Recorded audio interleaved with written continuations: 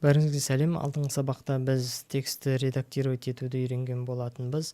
Бүгінгі сабақта шейповый слой жайлы айтатын боламыз. Шейповый слой дегеніміз не? Шейповый слой дегеніміз векторлық анимацияларға қолданатын фигуралар. Оны біз қайдан табамыз? Мына жерде rectangle tool деген тұр, соны басамыз. Шейповый слой ашылады. Шейповый слой белгіленіп тұр, оны біз осылай создавать етеміз. Ctrl-Alt-Home, Ctrl-Home центрге қою. Шейповый слойдың қандай настройкалары бар десеңіз, мына жерде fill деген бар. Ол fill деген заливка. Мысалы, цветін өзгертейік. Кез келген бір цветке қояйық. Мысалы, осындай цветке, және де fill деген жазудың үстінен бассаңыз, оның тағы қосымша настройкалары шығады. Полный одноцветный заливка, екінші градиент пен үшінші круглый градиент. Және де непрозрачностьтың өзгертуімізге болады осы жерде. Осы жерде превью деген жерде галочка болу керек. Егер галочка болмаса, біз өзгертіп жатқан настройкамызды осы жерде көре алмаймыз. Полный заливкаға қалдыра берейік. Және де строк деген тұр. Міне строктың иконкасына бассақ, біз оған обводка создавать етеміз.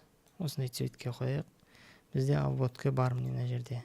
Көрінбей тұр, сондықтан екіні үлкейтеміз осылай. Ширинасын үлкейтеміз, обводка көрінді. Және де дәл солай строктың үстінен бассаңыз, жаңағы fill сияқты настройкасы ашылады. Тоже градиент, круглый градиент. Мына жерде opacity-ін өзгертуімізге болады. Тағы қосымша фигура создавать еткіңіз келсе, rectangle tool'дың үстінен ұзақ басып тұрсаңыз, осындай фигуралар шығады. Polygon tool дегенді басып, тағы бір фигура создавать етейік. Фигура создавать етілді. Және де фигура создавать етілді, бірақ бізде мына жерде бір шейповый слой тұр.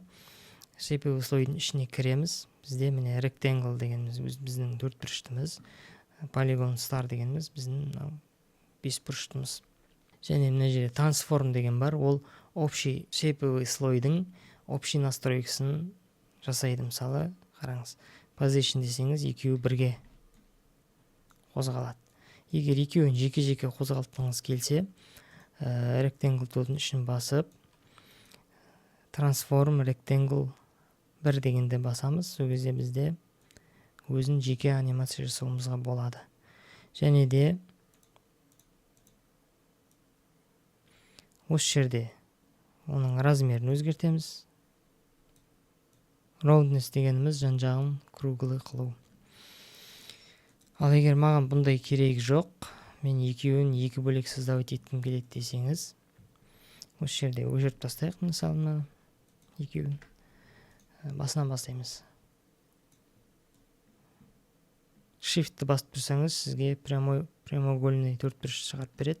Shift жіберсеңіз, өзіңіз қалаған формада қоясыз. Shape layer белгіленіп тұр. Егер белгіленіп тұрып, біз эллипс, мысалы, басқа фигура создавать етсек, жаңағыдай болады. Бір слой, екеуін бірге анимировать етеміз біз осылай.